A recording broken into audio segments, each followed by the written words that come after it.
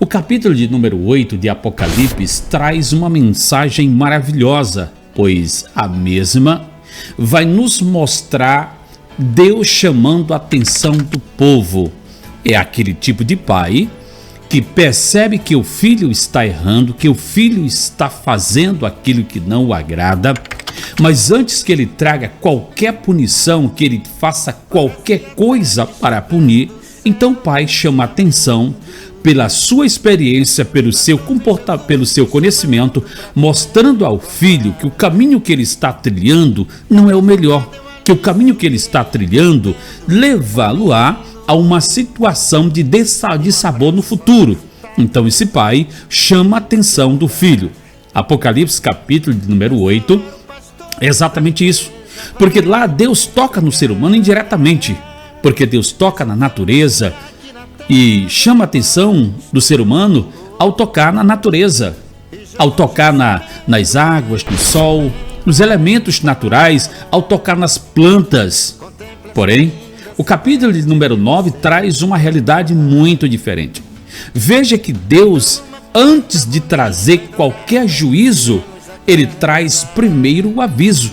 E é isso que nós temos, por exemplo, no livro do profeta Ezequiel, quando o Senhor Deus disse para Ezequiel: olha, quando eu trouxer a espada sobre um povo, se tu avisares este povo, e esse povo se der por avisado, então cada um salvou a sua alma. Porém, eu trazendo a espada e dentre o povo, se uma única alma se perder e tu não avisares o povo, então eu vou requerer de ti aquela alma que foi tomada dentre o seu povo.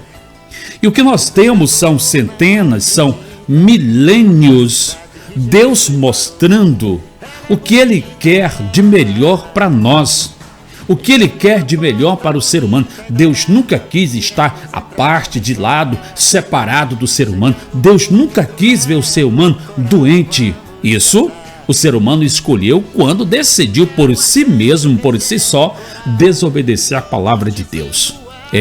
Quando decidimos viver por nossas próprias forças, decidimos proclamar a nossa autoindependência, nós assumimos por nossos atos e atraímos então maldições sobre as nossas vidas, problemas sobre as nossas vidas, que nunca foi a vontade de Deus.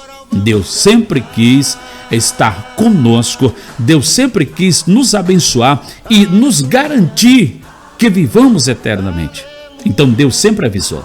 Deus avisou, por exemplo, Adão, assim que ele errou, assim que ele pecou, o próprio Deus veio até ele e perguntou: por que tu fizeste isso, Adão? E ele disse: a mulher que tu me deste.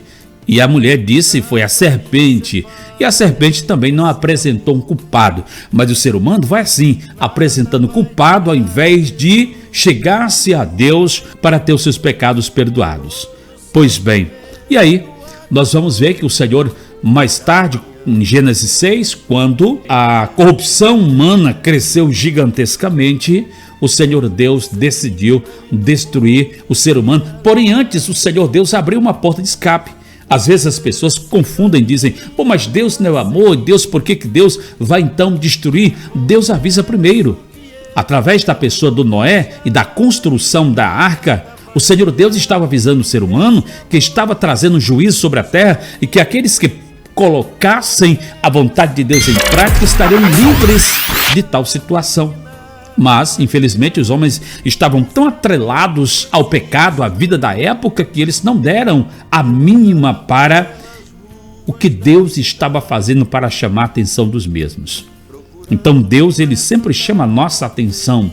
Estamos às vezes atentos à propaganda que passa na TV, ao anúncio no jornal, ao anúncio que às vezes a pessoa está assistindo um vídeo no YouTube e de repente passa um anúncio ali. Estamos a observar isso, mas o aviso de Deus, nem sempre o ser humano está atento para pôr em prática e então salvar suas vidas. O apóstolo João, na sua visão apocalíptica, na sua visão escatológica, ele nos traz uma mensagem terrível.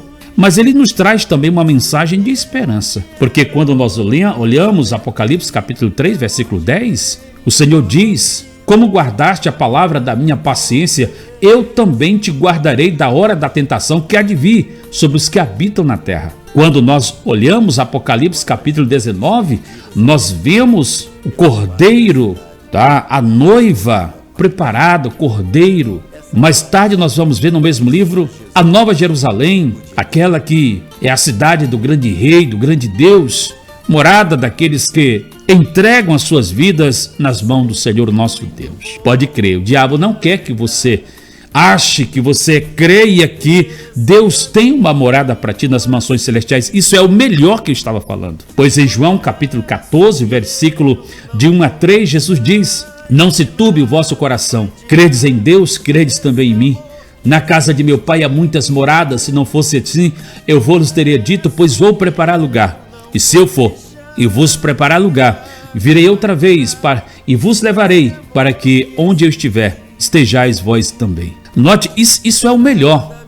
Isso é o que o Senhor Deus tem preparado na pessoa do seu Filho Jesus Cristo para mim e para você. Agora, meu amigo, entenda isso. A Bíblia diz, o apóstolo João ainda diz nas suas cartas, que o mundo passa e os seus desejos, mas os que fazem a vontade de Deus permanecem para sempre. Aí o que você vai escolher? O aviso de Deus? O chamado à atenção de Deus para a salvação?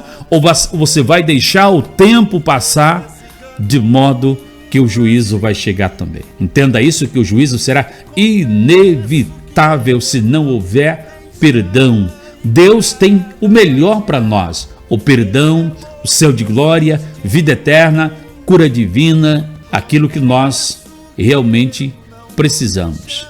O ser humano quer viver eternamente, mas não dá para viver eternamente sem a interferência de Jesus, sem um plano direto de Jesus, sem uma aliança direta com o Senhor. Não tem como o ser humano viver eternamente.